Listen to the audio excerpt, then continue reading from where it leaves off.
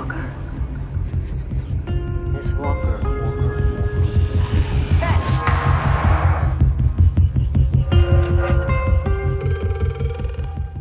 Come on, sis. Just one more job. It's all loaded up. Let's just go. No, this one's the payday.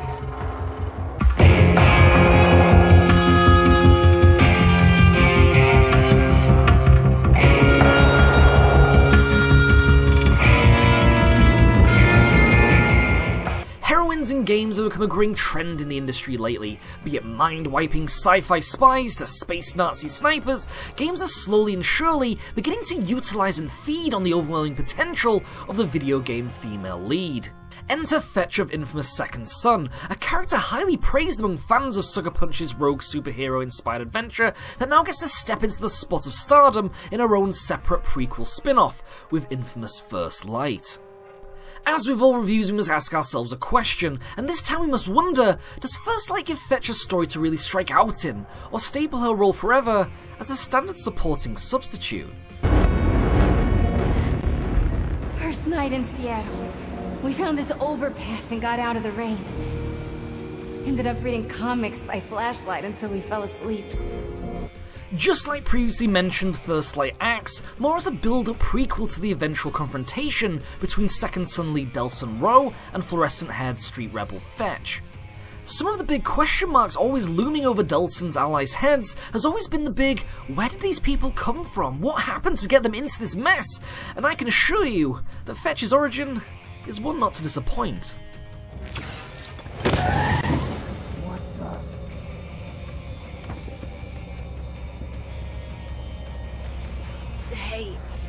Throughout First Light, you will adventure through the streets of Detroit for a narrative length of around 4 hours, as Fetch dips and weaves between her pre-Delson goings-on, and exactly what got her into the ever-watching eyes of the concrete cops known as the DUP. First of all, I have to admit that I really liked First Light's small but intriguing story. Not only does this single outing cram so much lore within such an unusual stream of pacing perfection, but it really helps you understand the feelings and even motives of Fetch and antagonist Augustine as well. I thought you wanted to get control of your powers. That's what we're here for. You see, First Light is kind of like the retelling of a tale, as Fetch sits cooped up in the mysterious Curtin K facility for captured conduits.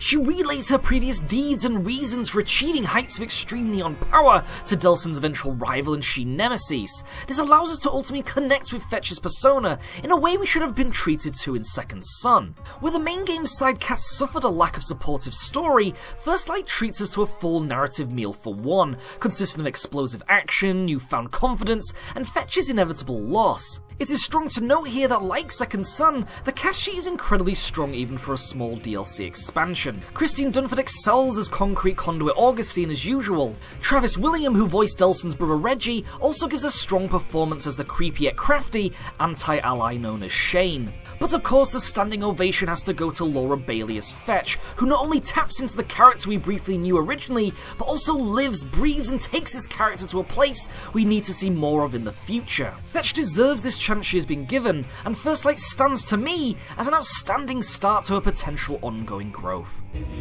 That night, we established the rules. Rule number 1, no powers, no matter what. We might lose some gear, but Brent didn't want us to lose us. When it comes to the main meat of the game, I can only speak to you in high praises. Like Delson, Fetch is a power-wielding force to be reckoned with, as she brutally dispatches mobster after mobster with neon-styled whoop-ass. The best thing about Fetch's powers and playset is that even though Delson got a small taste of it previously, Sucker Punch has successfully been able to develop the neon power further, with a useful progressive tree consisting of brand new melee moves, like a one-hit kill combo kick, and even a Bowsome super move only for Fetch herself. The combat as always also feels just as fluid, and with Fetch's ability to slow when aiming along with a mixture of medium to long-range attacks, she can handle pretty much any situation while looking just as cool while doing it. I mean, seriously, so cool. Around Detroit you will also find a mixture of side activities to do, from the popular graffiti spraying that now uses Fetch's neon lasers, as well as other little distractions, like saving people from kidnappings and a very Crackdown-inspired orb collecting system that, as you would think, is as addictive and accessible as always. Those wanting to take things a small step further can also head back to the Kurden K training facility for a little friendly leaderboard bantering. This includes taking down waves of DUP holograms or performing sets of different tasks that can even be taken on by Dulcin as long as you purchase the original game. I gotta go. Something really distracting just came into my field of view. You wanna stand?